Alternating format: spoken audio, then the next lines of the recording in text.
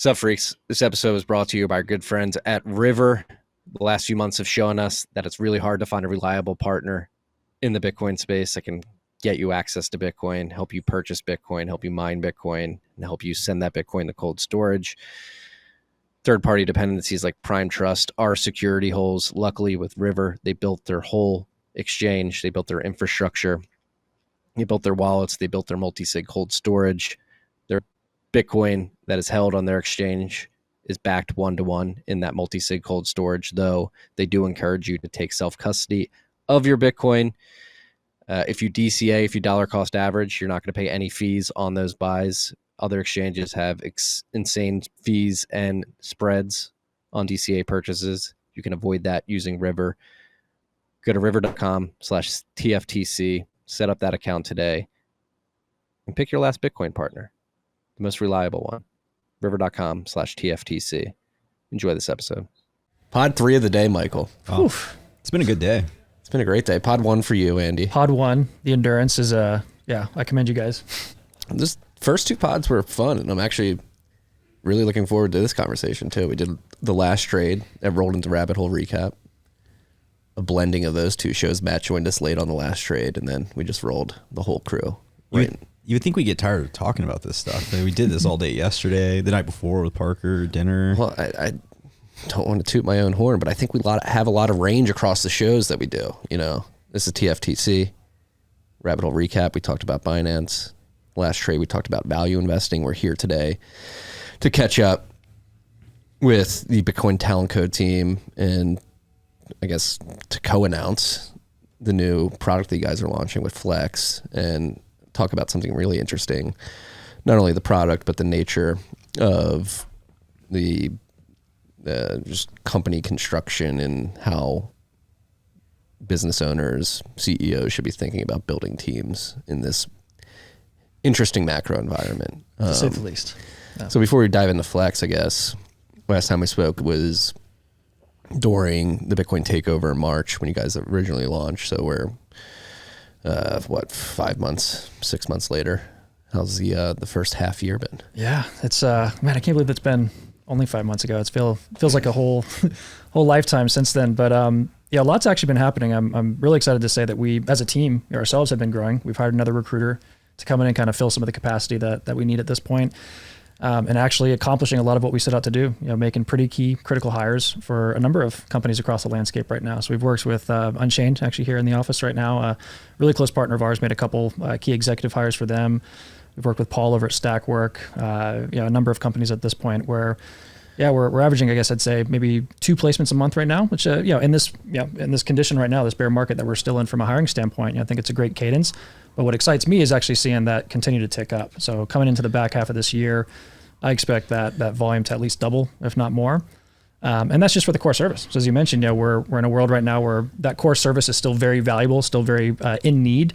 But as we've had conversations over the past, again, 5-6 months with clients, there's becoming more and more of an apparent opportunity to augment the classic full-time hiring model, right? And so that's where we're coming in, trying to offer something different at this point. And so with Flex, the program that we're offering and officially launching, I guess, today, it really is focused on, whatever you want to call it, contractors, advisors, fractional exec type work. But again, a flexible talent model that, again, will augment your full-time hiring strategy. It's not to say that one is more important than the other, but I think the best companies, the most successful companies, from today moving forward, will be the ones that use a good mix of the two. And how you blend it, how you mix it, obviously that's part of what we can do and consult with our clients and talk through that. But yeah, I think using both is going to be the right strategy moving forward. Yeah. So before we dive into like how people can use this, let's talk about like the Flex marketplace on like the supply side of talent. How you guys building that out? So on the supply side, it's I think in Bitcoin we're actually pretty lucky that there are so many talented and passionate folks trying to contribute to the space right now. So we've seen broadly the solopreneur, entrepreneurship, flex, gig work, whatever you want to call it, right? That's been kind of a growing trend for some time now. But again, I think it's an even stronger component in the Bitcoin community where there's folks who, proof of work, just coming in, contributing, doing great stuff, and kind of building a little bit of a reputation, a brand for themselves without ever having had a full-time role, right? So we're able to capitalize on that. Folks who have done, things we can point to. You had really successful endeavors with a number of Bitcoin companies, and now they're kind of populating this bench, if you will, that we have, where we can offer those services for even more clients at this point. So in a way, that's kind of the offering I guess we have to the supply side. It's like you've already set out to offer this on your own. We can help crowdsource a bit more of that demand, bring more opportunities from the client side to you, while allowing you the opportunity to continue like empowering yourself, taking on as many roles, as many contracting opportunities as possible. Yeah, and I think there's an important component of our skill sets and expertise and background in company building and being at former companies to be able to understand what is the right talent that we would want for our own flexible needs, or at the Talent Co, or we've used this personally for our own businesses that we run separate, that you look at a need, and you're looking at the candidate side and recognizing that they have a certain skill set, and that's where part of the Bitcoin Talent Co, it's like the disparate expertise in the former kind of like traditional finance, tech, whatever it may be, legal, compliance, but then the other side, just looking at the Bitcoin space for so long, and that mirrors where we provide value on the full-time placement, but then also an understanding who are the right flexible people versus going to a market like an Upwork and you're just kind of like bidding, and then there's no standardization or understanding. It's not to say we fit the complete person, but we know the right types to then say, okay, here's these two like individuals that you might be interested in. For sure. And to expand on that, to be clear about what's even offered on the service itself, it's not so much of a talent matching platform, matching you with available, part-time workers, whatever. It's actually a list of vetted, Bitcoiners that we've talked to already. So there is a bit of a, there's a bit of a control over that supply side that we have actually, in terms of the quality, in terms of like the legitimate work that's been done in the past, the resume, if you will, that we can point to and provide.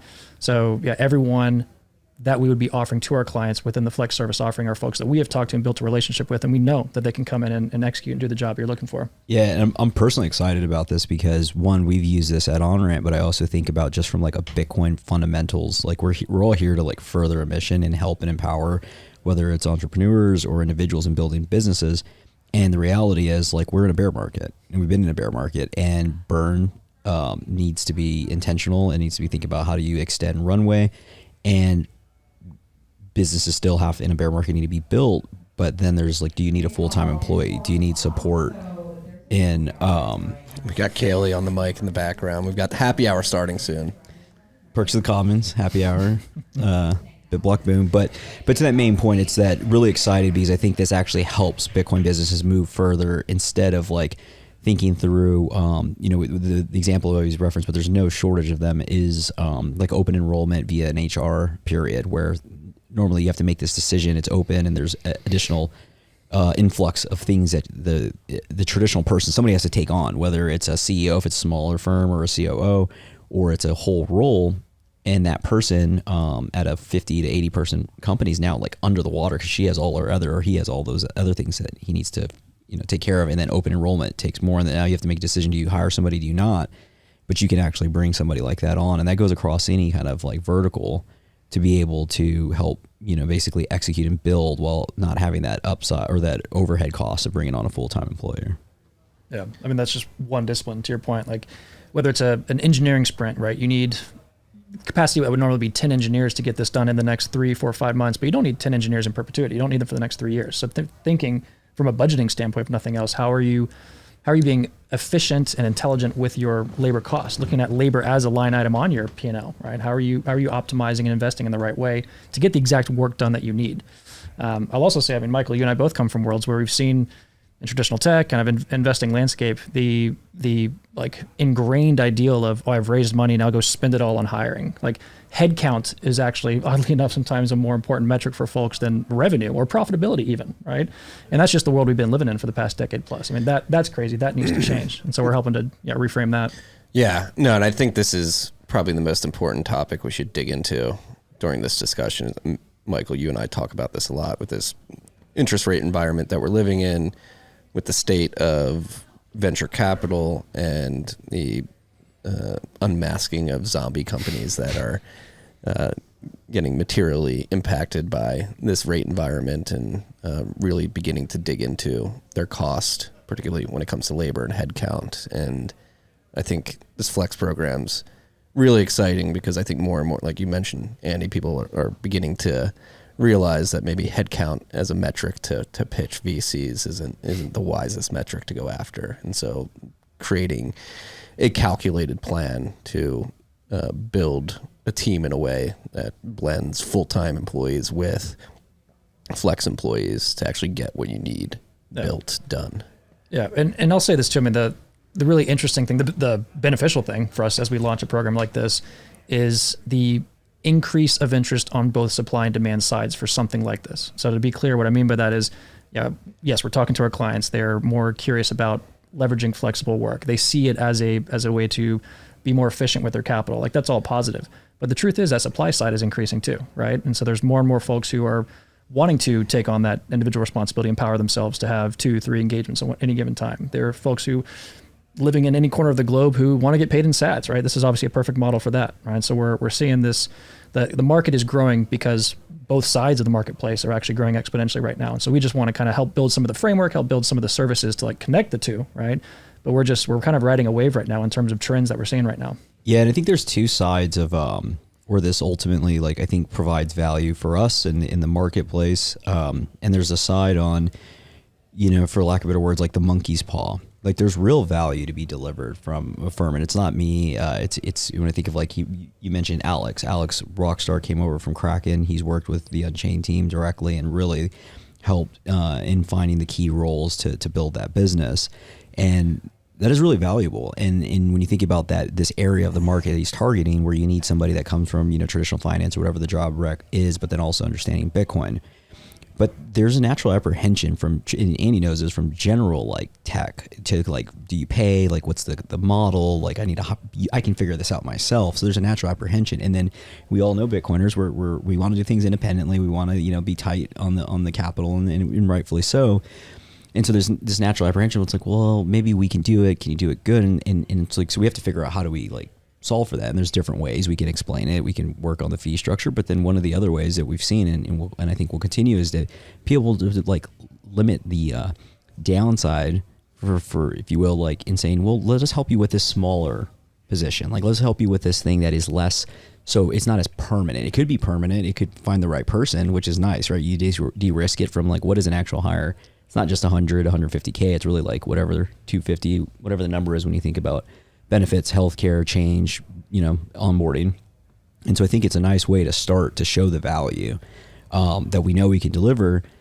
But then there's the other side, which we've seen getting on calls, is that like, we do have really unique experience. Like, we talk about this stuff. It's that we're sitting here, we're building other companies. We've been part of large organizations. We've seen operational expertise and best practices.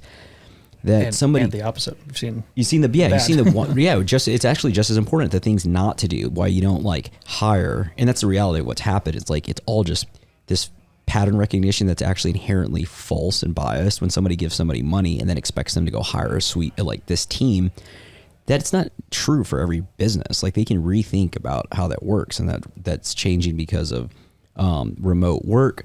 The dynamic of like 40-hour working, like, what was that? Where did it stem from? Was it industrial revolution? Like, from that side, industrialization, revolution, yeah, and industrial factory work, yeah.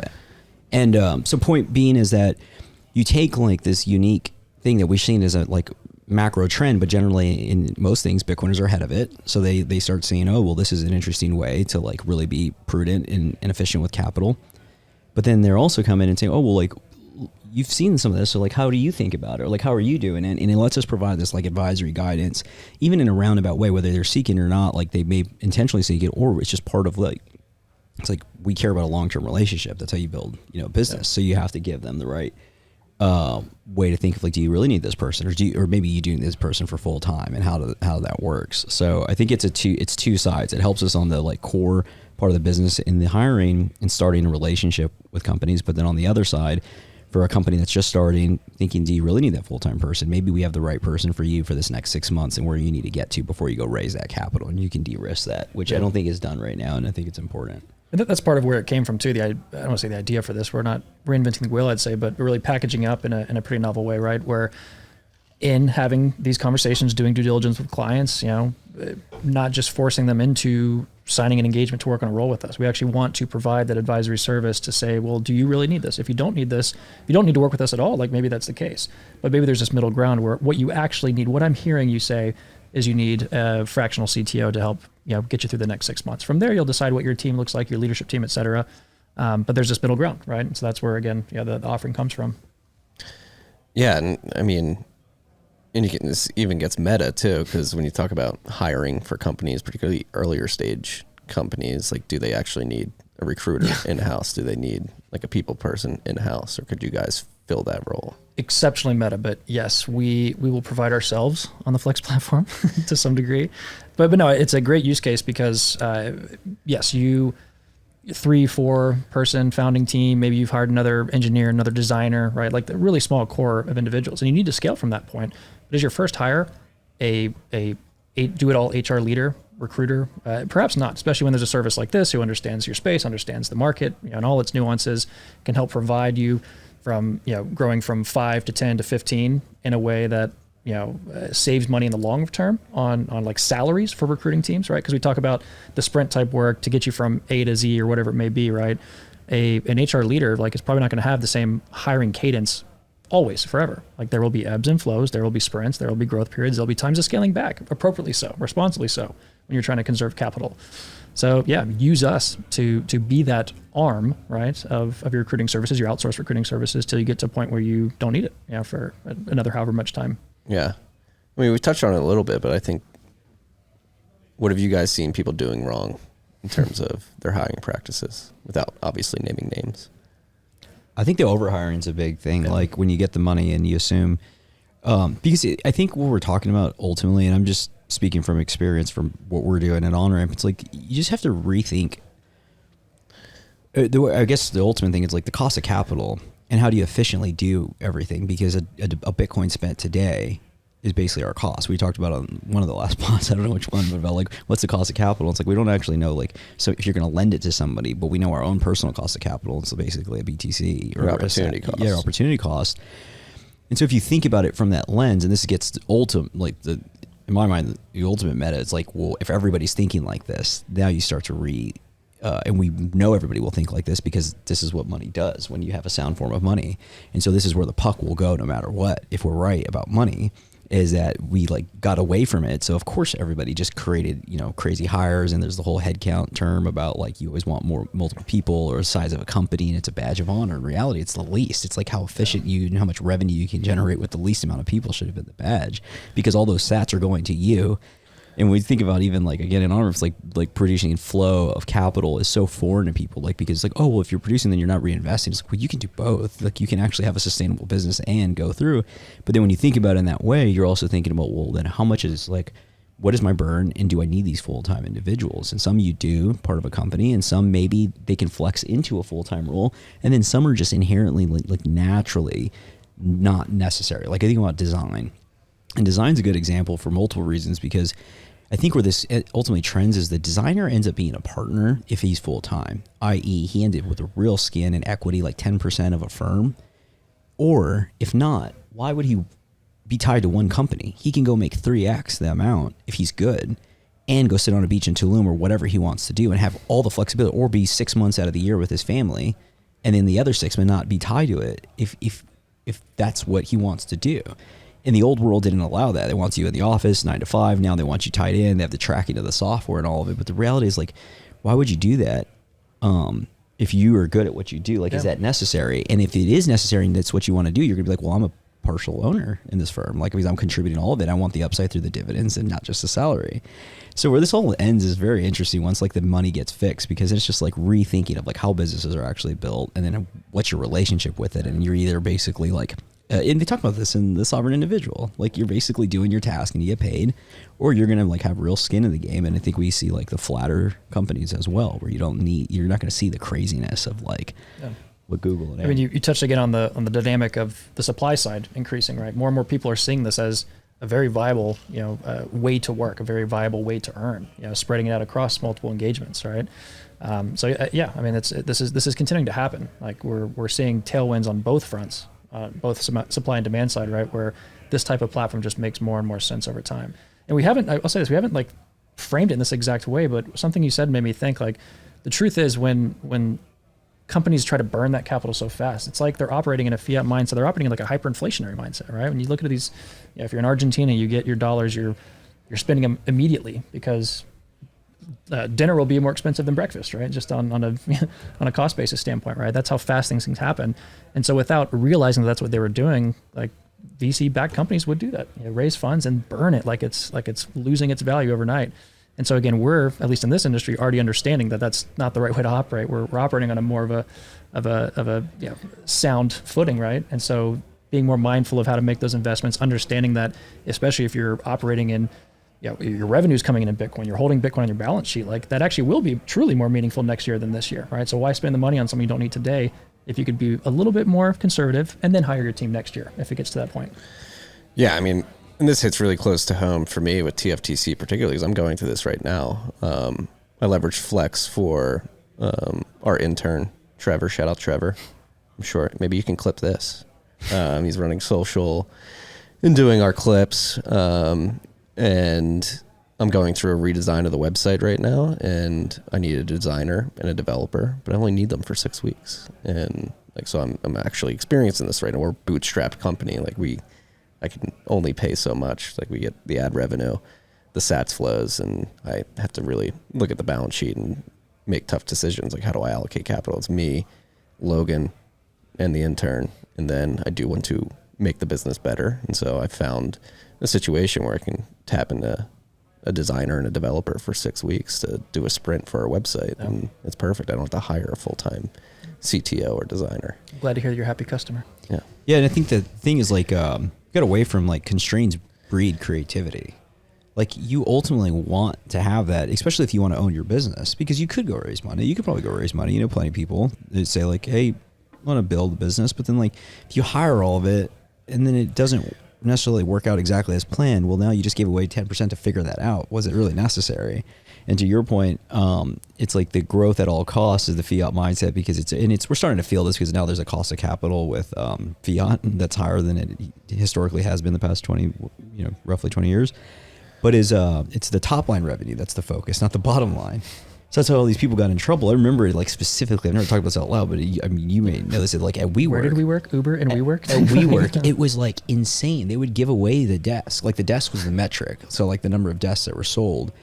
And so you do big like multi-million-dollar enterprise deals and you're selling, 200 desks in a building. Maybe it's 250, I don't know. But you give away the desk like half off or 6 months free because you got the desk sold. Like this was part of it. So this is how like from you're able to put that in your metric. Like you put it in the metric because then you're growing the top line and then you go back to SoftBank and you're like, okay, well now we're month over month, year over year getting the growth. And this is, I don't know how we can probably roundabout say this has led to the downfall, but it exactly led to the downfall of BlockFi because the dirty secret and it's public is that BlockFi was all about growing that top line revenue. And so they needed to, before they would, to raise more capital to basically keep the Ponzi alive. And it's funny because if you see a lot of these firms before they fall out, I know BlockFi and there was another one almost raised at like crazy valuations, wouldn't be able to fill the hole. But then little things happened. So BlockFi, right before they went down, they were about to raise it like a $10 billion valuation. I think FTX too, right? They were in the market. And what happens is the market, they were doing these loans, but they needed the balance sheet. They needed the loans extended. The top line revenue of it was like hundreds of millions of dollars in top line year over year revenue. And they didn't close the positions on the loans because it would have meant they would have to take them off the books. And so they didn't. So when they got margin called or when they personally were margin called, they were, I guess, got told. This is documented somewhere. I don't remember where, but it's like public that they didn't close out the positions. And so that's how you end up in the hole. Because if you think about risk management, like once you're in a certain position, you close it out, you cut it. And you're doubling down. Yeah, you're doubling down because you didn't want to close out from like you needed to go raise the money.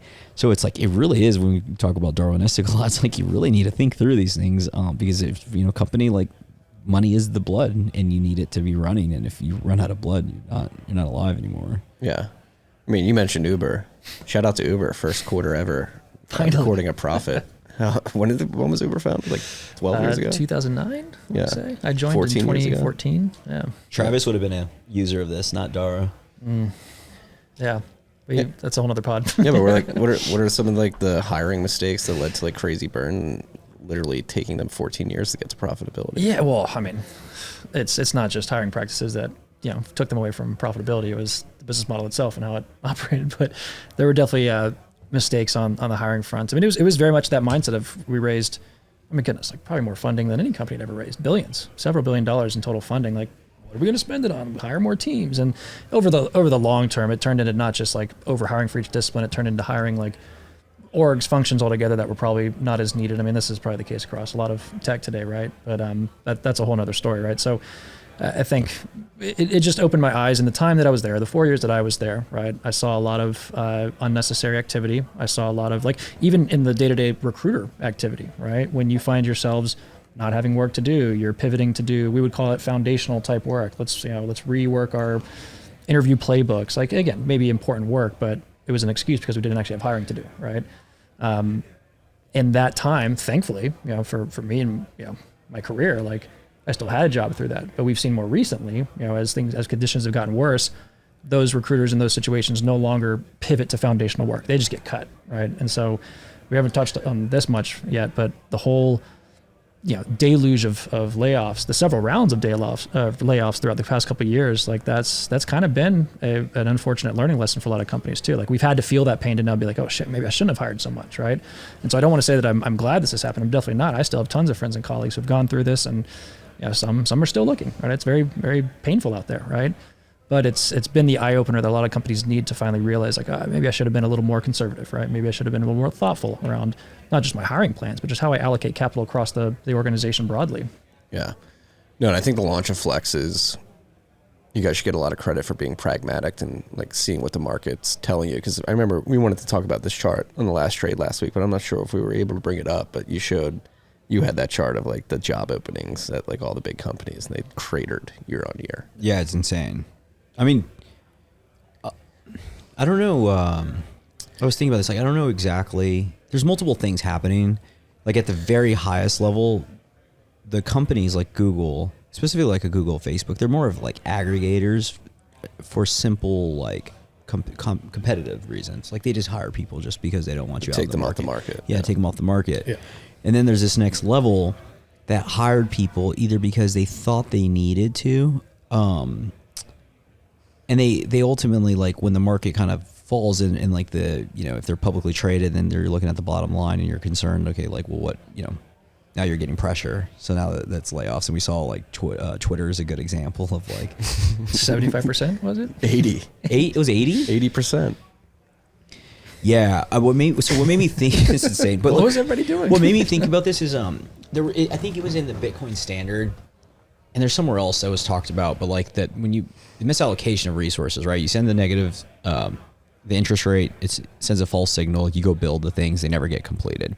And I remember during this, and we were reading the Bitcoin Standard while we were doing it, and there's all these buildings that never got completed because the money was out there, but then the demand never fills. And so you have people out there working and doing construction jobs and all these things, but like this is another example It's where here in Austin, Facebook backed out. yeah, the buildings, but then also the companies, because these people went and got jobs. And I remember this, it was very transformative when I moved to New York and I was working at WeWork, and I was like, this is insane. Like, there was a disconnect from the person that was producing value, because now you start hiring, because when the money starts in the headcount, now you're not really hiring like the people to get the job and increase the bottom line. It just turns into this whole like, it's like amalgamation of like, you're just pulling people in because you like them or whatever. And now you're sitting there, and then it's just like, it kills a company's culture, because now you're looking at it and there's like this nepotism or this like angle versus the standard of like value that somebody's coming in. But all these people are sitting at these companies, and you talk about the TikTok shows of like the girl that's in the product manager. In their heads, they believe they're like very valuable. Doing great work. They're doing great work. And it sent this like false signal to so many people that are employed at these companies that they're like very special, or they're really producing. And then they get out in the free market, and it's going to be fucking crazy, because you're just like, I got to go work at Starbucks to produce, or I don't eat. Like, it's and everybody's going to have to get like it's going to be a weird change. Like, it's going to be psychologically, you have to either in a weird way, retrained. what this means for Flex, though, it's like there is going to be a lot of, again, this shit's going to hurt. Like people who are not as employable anymore, the TikToking product managers, like what value are they producing, right? But when people finally see the solopreneurship, even like we have like agencies that are on the Flex platform too. Like, so people have already kind of taken that step to create like a solopreneurship shop or even like your 2 or 3 folks together. But again, our ability to like crowdsource more demand for them is why they want to work with us, right? So we're already seeing like people move that direction. And the point to make is that the cream will rise to the top in terms of like the really talented folks who are they finally see this is the right way to go, how they want to contribute, how they want to like offer their skill set to companies, and the best ones will be the ones that get the job opportunities, right? So we're curating that list, I think, of like the best contributors to the Bitcoin landscape, you can say, over the past several years. That reminds me, I have an email intro for you that we talked about earlier this week on the agency side of things. Oh yeah. Yeah. No, it's weird because it's a very tumultuous time, a lot of stress out there, a lot of pressure. But pressure does tend to create diamonds, and while it may be stressful and a bit unnerving for many people, like I do think this is a very important lesson for humanity to learn. Like we had been living in clown world for some time. Like it's not the way the world's supposed to work. Gary from last week's Last Trade episode, awesome guy.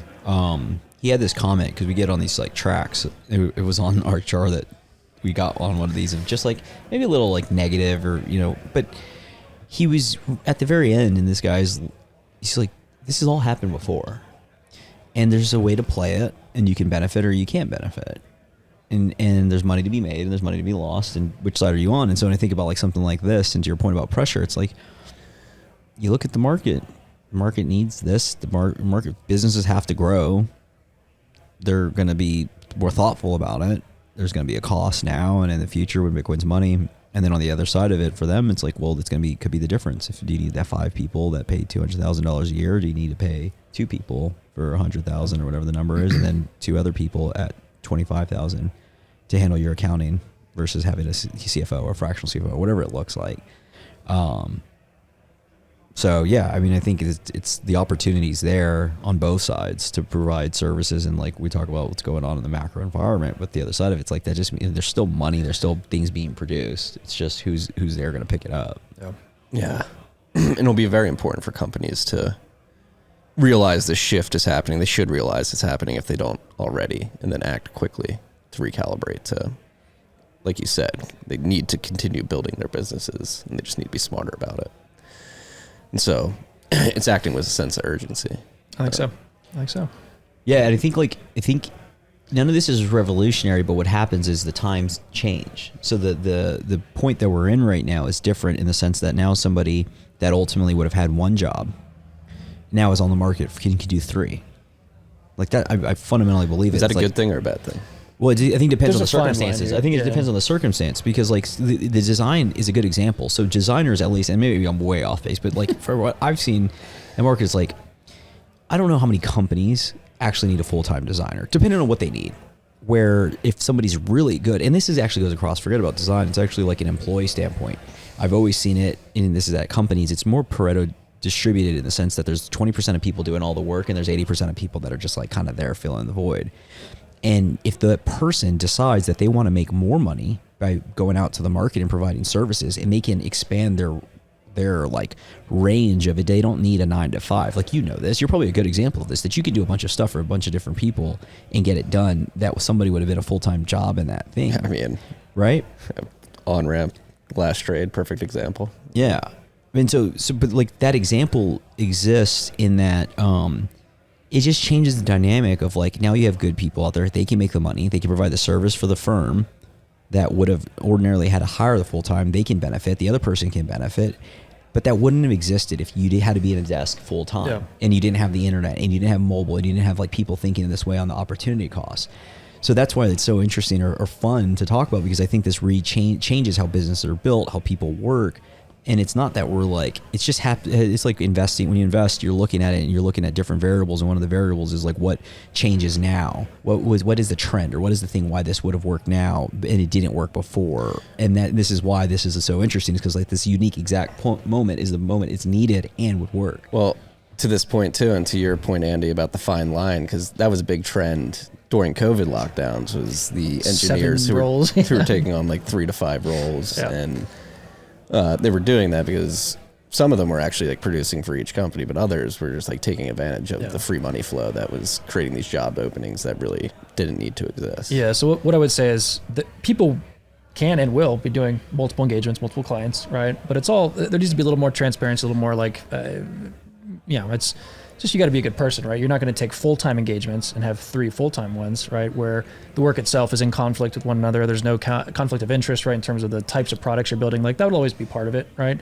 But for the most part, we talk about, some of the best individuals who want to get into solopreneurship. It's also because they're incredibly efficient with their work. And so that will be seen, right? Where, you should be paying for the output, not for hours, right? And so that's how we would package this up too. It's a project, it's a fixed engagement based on the deliverable, the product. If John can do it in 20 hours, but Sally can do it in 10, like great, Sally will get this job, but then she'll fill those other 10 hours with something else, Yeah, I think it's an important distinction that will be part of a process and its nuance of understanding if there's ever a conflict, but there's the other side of somebody being able to do, think of taxes or something. If they can help 10 people or 3, like what difference does it make to me if they can do it, as long as there's discretion and all of the things that you would want, because that person efficiently can do that. And if you benefit because your cost is lower, and that guy benefits because his bottom line is increased because of the output, and instead of working at a company where he just gets basically, Yeah, I mean, Joe Wood's here from Satoshi Pacquioli. He's my accountant. That's another thing too. Like Logan's a full-time employee. Trevor is full-time. Only 2 full-time employees outside of myself, and then outsource the design and development of the site relaunch. And then I have a bookkeeper. I pay a nominal fee, an hourly fee for his services, which aren't expensive at all. And then I use Joe for the accounting services. And for my small company, I run a small business. Is a small operation, but like that's how I've gotten creative to ensure that I don't have like a crazy burn rate. Sure. We can go back to one of the very first examples for us internally before we even thought about Flex was our designer, right? We've been going back, if you remember the Twitter contest we did, we launched a kind of crowdsourced our brand book, our design guidelines, all of that, right back when we first started. Individual, David from Kaduna, Nigeria, won that contest. And so we paid him in sats for that project alone. Like that was that. But because of the great work he did on that logo design effort, we've continued to work with him for website efforts, for ongoing design collateral, marketing collateral, things like that. And so he's essentially has been a Flex candidate for us, and we've been using it ourselves, right? And I guarantee you, we'd love to offer him for others just because of how valuable he's been for us. So yeah, we kind of saw the need internally without even realizing it too. Well, that actually brings up a good point. Like, what does this do for pricing for talent if you open the Flex up to like a global supply side of talent? Yeah, more opportunities for global talent to compete, right? Obviously, they can definitely compete on price. My one thing I'll always push back on, like, the price equilibrium, if you will, should never succumb all the way to the lowest, denominator at this point. Should pay people well. It should no matter bring, where they are. it should bring people in, and other markets, the global South. I hate that term, but same, I do too. We debate about this. Well, I grew up in the American South. I'm like, why is that always like a derogatory thing? There's like a hierarchical connotation with it. I don't like it. Yeah, but it's. I think we won the global South thing because Matt, I heard him. I don't know. Recently, it was emerging market. Let's go back to emerging markets, people. That works. It's pretty PC, right? But yeah, folks in those regions will, like David and many others like him, super talented. There's no difference between the output, between the quality of the work, right? And so I'm actually very passionate about unlocking that opportunity for folks. Yes, there's a cost saving for businesses, but it's more just about spreading what we're trying to do globally, right? Yeah, Bitcoin, and then obviously like Bitcoin opens us up because you have a borderless form of money. But then we were talking about it, we talked about the last episode of Zaprite. It's like a great example to use Zaprite to funnel a lot of the stuff too on invoicing and managing all of that and letting you how you want to get paid. Some people want Bitcoin, maybe others want to pay in Bitcoin, maybe others want to offer discounts or get paid, via Stripe invoice. So ideally we can figure out a way to partner or just use Zaprite. And help our friends over there too. Definitely. And I'll say this too. So in launching this today, the service offering is there. We're able to work with companies to offer this flexible talent, but this is just step one. This is phase one, if you will. There is a world we continue to really platformize, if you will, productize this type of service offering to include invoicing, billing, payments over Bitcoin, over Lightning, et cetera, things like that. So there's a lot of really interesting kind of developments we can make from this point moving forward. But step one is just, letting the market know that this service is available to start, right? And we can start doing that more on a kind of ad hoc basis. Yeah, that's one thing I've been extremely impressed with the two of you and the team that you've built is Bitcoin Talent Co. recruiting firm first, iterating with Flex, but you guys have much bigger aspirations for what you're doing. And I think you're applying a lot of the principles that we're talking about today, like correctly to your business. Like, hey, let's just go at the pace we need to, get our client base, and then iterate from there and add value-added services on top of that. And along the way, finding out what people actually need from us. Like we'll offer something. When we started, we thought recruiting services would be valuable. We were right? But it was still just like our first stab out there. And now that we've got these relationships, we're continuing to build the trust and the brand, things like that. We do so by listening to our customers, right? Yeah. What do you listen for? Pain points, problems, statements that are actually hidden questions, right? And there's a lot of things. I mean, we can pull out a ton of them. This is a great example of that, though, where it's like, do I need to hire this? Do I want to hire that? And they see it through the lens of like, do I want to pay recruiting fees for this role? It's like, no, let's reframe that, right? Maybe you don't. I will be the first to tell you, like, yes, we would make money if you said yes to this, but that's actually not what you need. That's not what's going to allow us to build a long-term relationship with you too. So how else can we get you the talent you need for the exact output you're looking for, and then go from there?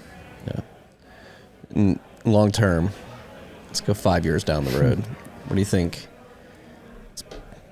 Let's pump the Bitcoin Talent Co vision. Like, what do you think? Like, you guys could help unlock for this industry? Like, do you think you could accelerate the build out of these critical companies and services and tools? Certainly, right? But how do we do that, right? And so I think the overarching like loose 5-year goal at this point, it is to be the entire like talent operating system, if you will, for the Bitcoin ecosystem. And then we can kind of say the meme, as every company becomes a Bitcoin company, like we truly have visions of this being a service and a platform and a product that'll be used more broadly, right? Everyone will start to adopt Bitcoin principles. Everyone will start to adopt Bitcoin itself, right? As companies outside of our ecosystem today. And given what we've been able to do from here to then, building the expertise, the specialties, building a platform and a product that has been so valuable to this one ecosystem, it'll then go more broadly than that, right? Yeah, there's a lot of different ways you can kind of go and how, in the support of a firm, like you think about when you start and you raise capital and then you hire folks and then you have to manage, there's no shortage of these like products. There's like, what is it? Gusto, Rippling, you need to onboard and figure out how do you like actually do, Social Security and all the things for your employee and payroll and the medical, like just all the things associated. And then you have to figure that out if you're a brand new employee. What if somebody can do that out of the box that you can trust and understand your size? Yeah. And then that gets interesting because it's like, well, then if you're starting that early, well, then like how much of that is needed to be full time versus fractional? Maybe you flex into something like that, but then ultimately thinking through a partner of like, how do you build a company? Then what do you actually need when you like, if you think about it, if we're repaving, like what is a full time, and not us, but just the market will ultimately like converge on this because I think it ends up just being the most efficient way to build a firm is that, and you like start thinking, well, what are the people I need early to be full-time? What are the people I need part-time? How does it increase the amount of revenue? How does it increase the amount of like equity I get to keep because I don't need to bring on that money, which ultimately is going to be where people get back to because that equity, the dividend cash flow is who they own the business. And so that whole like thing, then you start, it actually matters, these offerings. And it's like, and then it's like, you're looking at it from the moat or the angle is how do you actually, how to build a business, like from an agnostic perspective, like forget about if it's like an oil and gas or whatever the company is, like, just like that you start having individual expertise of like the hiring, but then the certain areas of the market. And then if you actually get even more specialized and can know certain pieces of their market, so you can do like an oil and gas, traditional financial services, and you can even get more specific. And then to Andy's point about like the matching people, it's like right now we're doing it like this, real time. But then as you calibrate that, then you can start understanding, well, what does the person need? And then how do you match that? And I honestly think that like we are very bad as individuals at knowing what we should be doing, like in employment. Like we have an idea, but then because the world told you, but then it's completely different. I'm an example of this, like when Parker and me, got knowing and I left and joined Unchained, it was like, it ended up being the perfect role for me, but I had no idea. He had no idea. We just took it, but it was like, because I wasn't from traditional finance, and you can't have somebody from traditional finance like doing this stuff because you're just thinking about it in the old way. And in the same way, a company doesn't know what they need because they haven't, like, you know, there's two lenses. Well, that's one thing I struggle with at TFTC is I don't know how to interview people. I know what I need built. I don't know exactly what I need. Like, I need help with that stuff. Mm-hmm. Like, and I mean, that's the harder to scale, but that's part of obviously the advisory, the coaching that we can bring to companies, right? It's something as simple as like, let's first of all just align on a single rubric. Every candidate should go through the same questions. They should go through the same grading, so to speak, right? I mean, it sounds simple when I say it out loud, but there is that coaching that's required to make sure that we're running an efficient process. yeah, my wife has seen me interview people on Zoom in our kitchen, and we hang up the call. She's like, "That's the worst interview. Like, you don't know how to interview people." Like, Well, what you got to do is I just like producing like I just like going. Like, I don't know. Like, Yeah, but it the comes thing is- down like strategy of like, what do I need to ask these people? How do I find and sort of eke out like if I can understand that this person can produce what I need. yeah, It's hard. yeah. That's why we have jobs.